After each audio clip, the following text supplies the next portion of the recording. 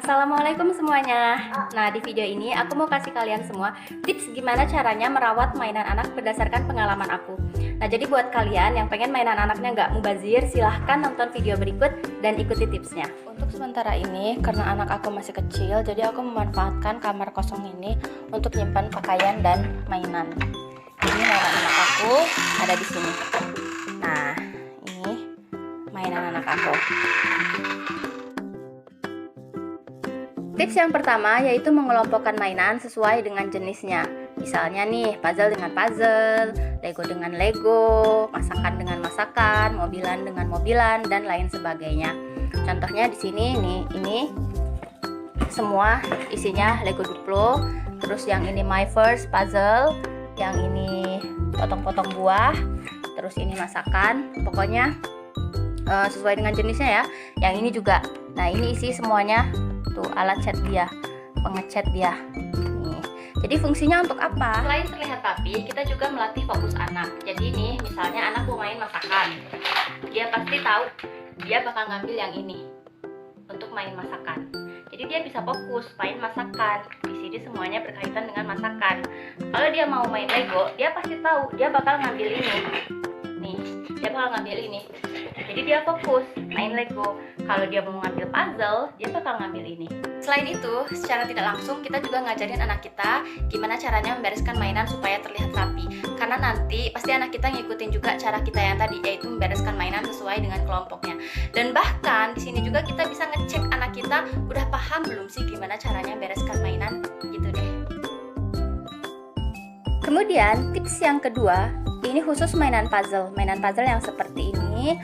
Kemudian ini juga.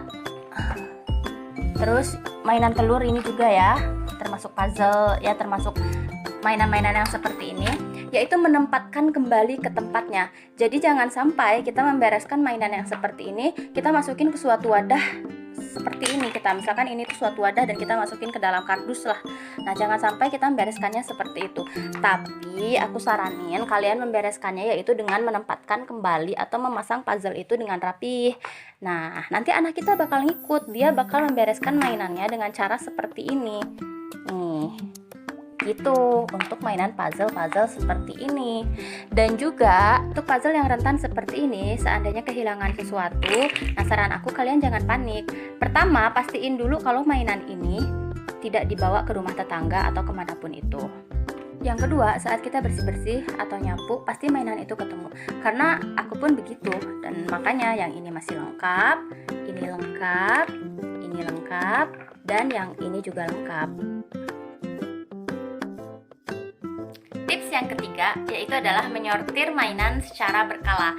Jadi bisa seminggu sekali atau seminggu 2 kali. Pernah ada kalanya anak kita mainkan semua mainan yang dia punya, atau pas teman atau keluarga datang pasti semua mainan keluar.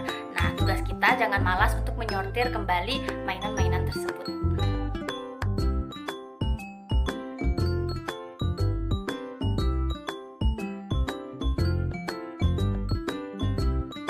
Yang kelima yaitu adalah membeli mainan sesuai dengan usia atau kebutuhannya.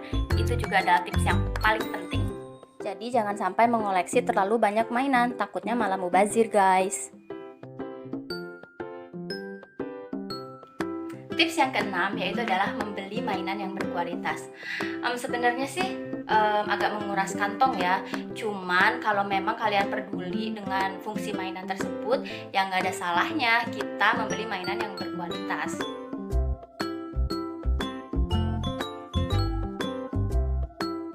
Selain itu, kita juga bisa sembari mengajarkan anak kita menabung. Karena untuk membeli mainan berkualitas, pastinya kita butuh uang lebih. Jadi kita sembari mengajarkan anak kita menabung untuk membeli mainan yang dia inginkan. Tips yang selanjutnya yaitu adalah memisahkan mainan yang jarang dia mainkan atau yang menurut dia kurang menarik. Nah, contohnya di sini itu aku simpan mainan yang jarang banget anak aku mainin.